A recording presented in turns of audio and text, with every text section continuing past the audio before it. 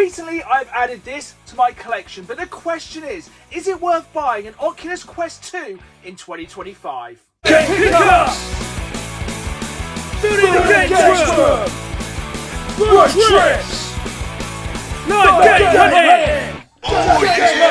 Hello again folks, and welcome to a very special video. Today we are talking about the state of VR gaming in 2025, and more specifically, is it worth buying an Oculus Quest 2 in 2025?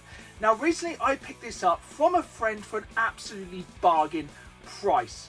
But the question is, with so many other VR headsets on the market, including the Quest 3, is it even worth picking up the Quest 2?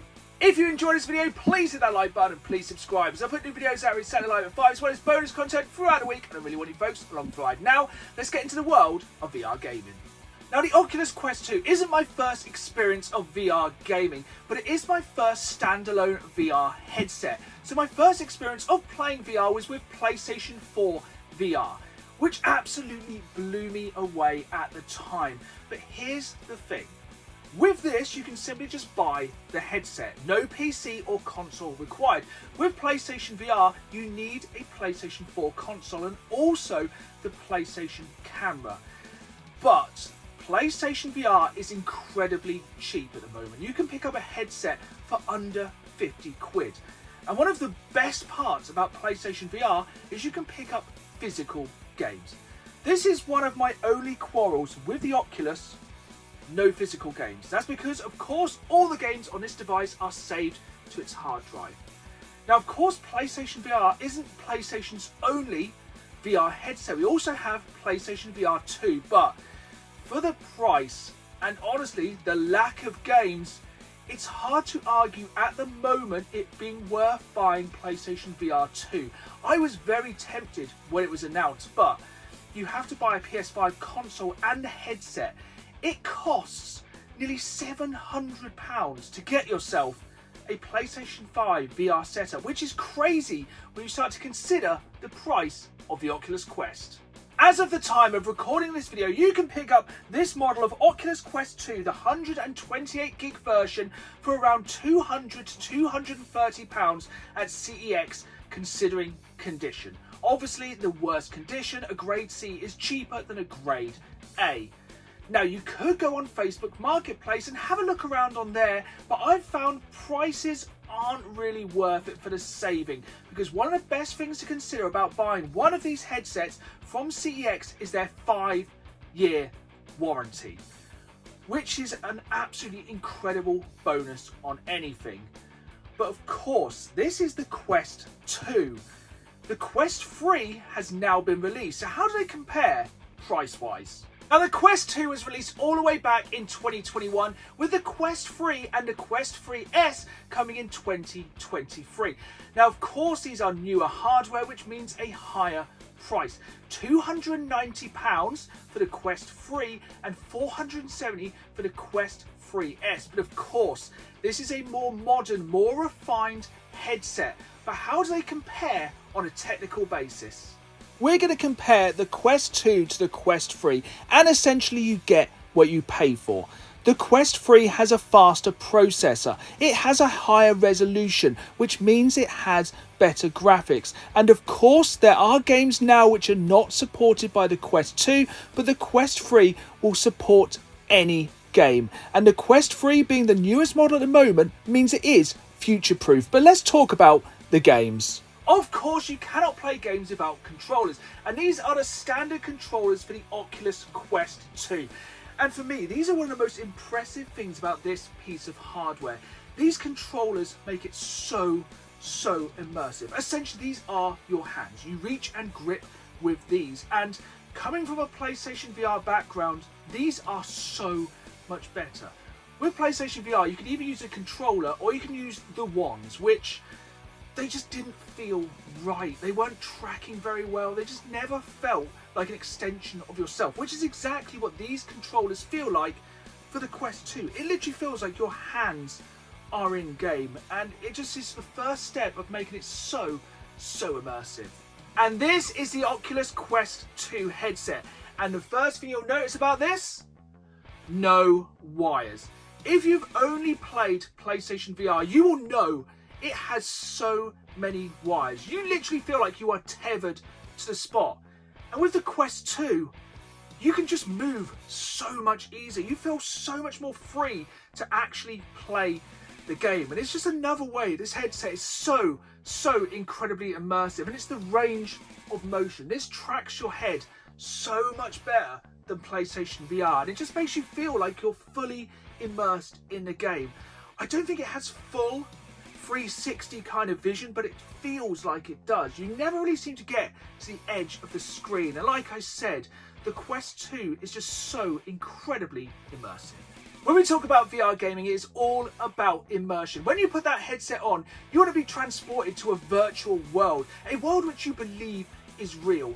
And graphics are one of the most important factors when it comes to VR gaming. And when I compare the Quest 2 to my only other experience of VR gaming, PlayStation VR, it is like night and day.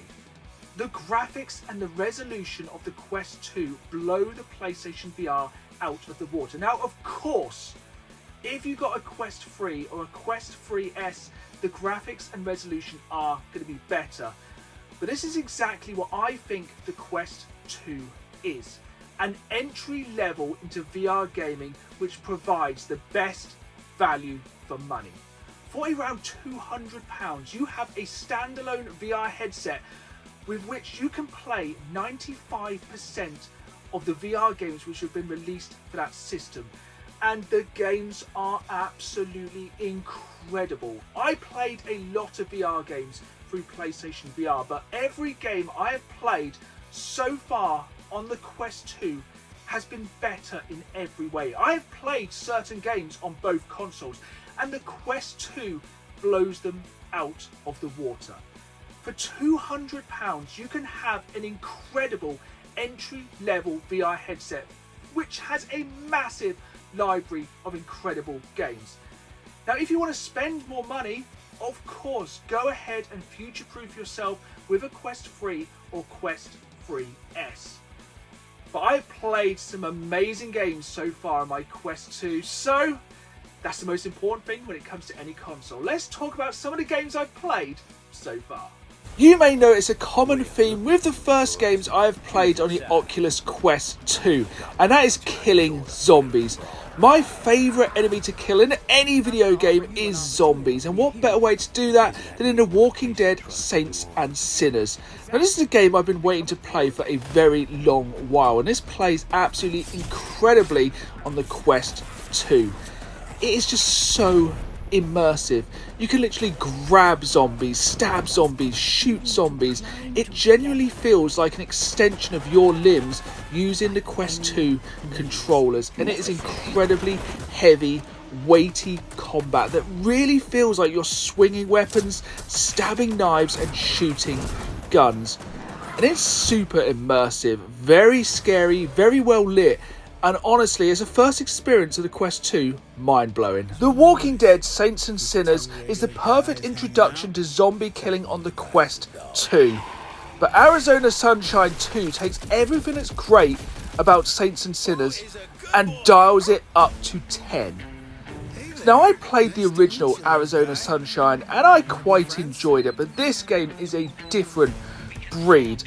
Not only has everything been dialed up to 10, like I said, the zombie slaughter, the physics, the exploration, the gore, but also having a furry four-legged friend in this game just changes the dynamic so much. This is by far the most interactive VR game I've played so far. Not just shooting through the levels, not just stabbing through the levels, but climbing, exploring. You really feel like it is you in the game surviving this zombie nightmare, and it is intense. In The Walking Dead, you have a couple of zombies on screen. In this game, there are hordes of zombies, and it is intense. You have to keep your wits about you at all times. This is such a fun game, especially with the level of humour, and it has a co-op campaign and a horde mode, both of which I'm super excited to jump into. This, compared to the first game, is night and day. It is absolutely incredible. It is a single player experience that can only be experienced using VR. An absolutely mind-blowing game, and honestly, for me, so far, this has set the standard of what I want to see in VR gaming. And if this is anything to go by, I am going to be absolutely loving my experience diving deeper into the world of VR gaming. Toilet gun. Yeah. As you can see then, I've already played some absolutely incredible games on the Quest 2. But let's address the elephant in the room. Physically having enough room to VR game.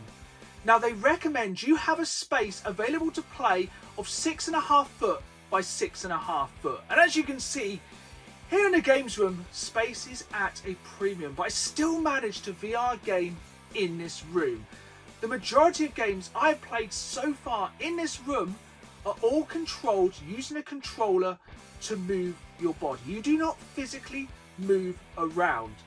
But of course, with the Quest 2, there are free roam games where you will literally move around the room. Now, of course, these require a much larger space.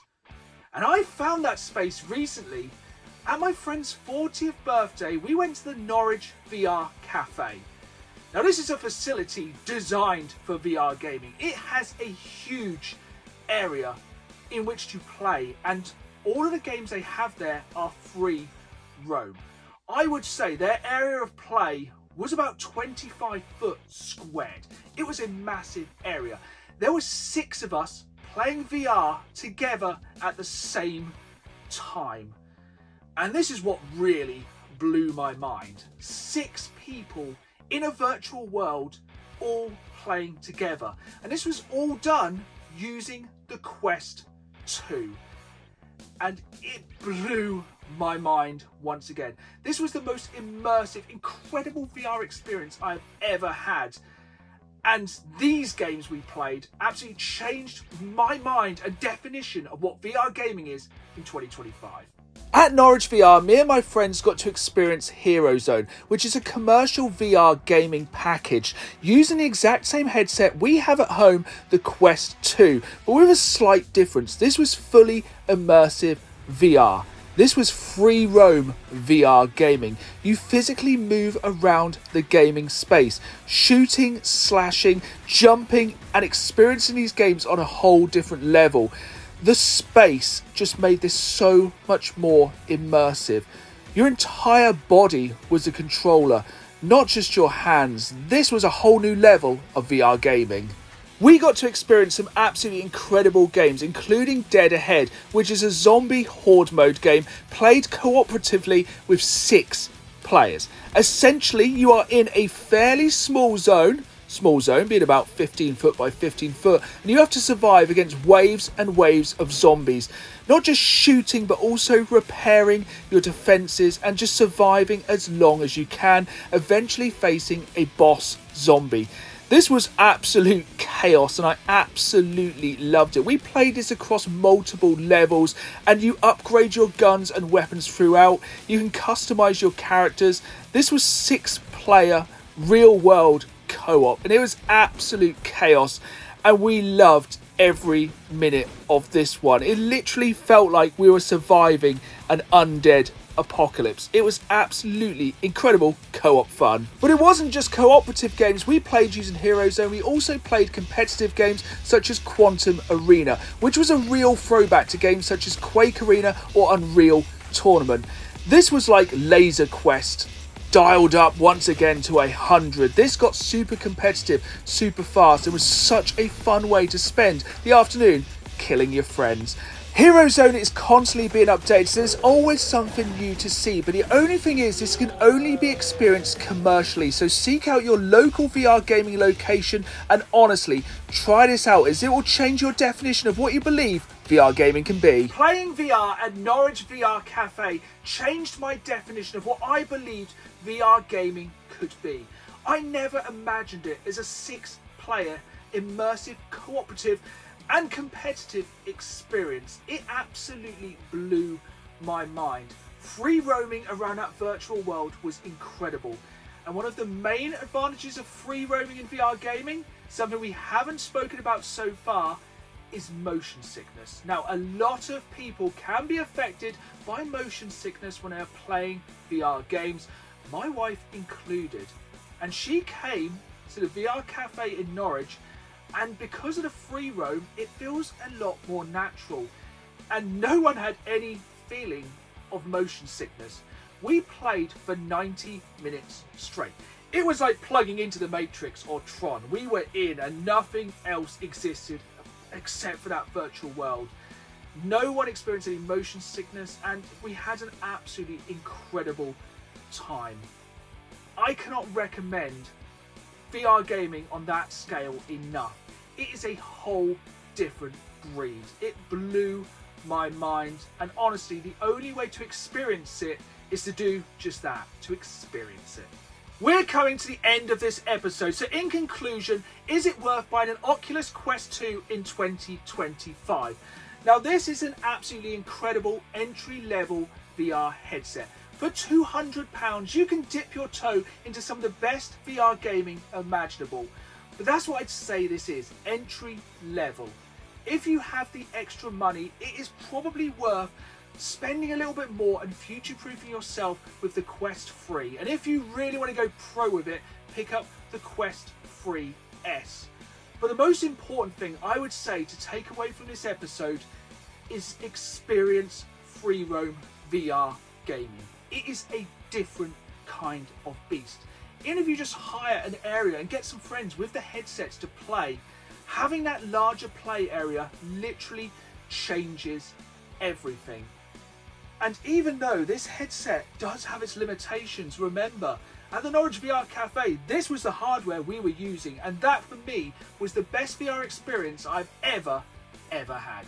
There we have it, folks. That is my first impressions of the Oculus Quest 2, an affordable entry-level headset for those wanting to experience the world of VR gaming. And it is an incredible world to explore, and trust me, I've only just scratched the surface. We'll be taking a bit more of a deep dive into the world of VR gaming and comparing this, the Quest 2, to the Quest 3 in a brand new episode of the Dan the Gamesman podcast coming this Friday. So if you're a VR fan, make sure you hit that like button, subscribe, and join me next time as we dive deeper into the world of VR gaming. See you soon!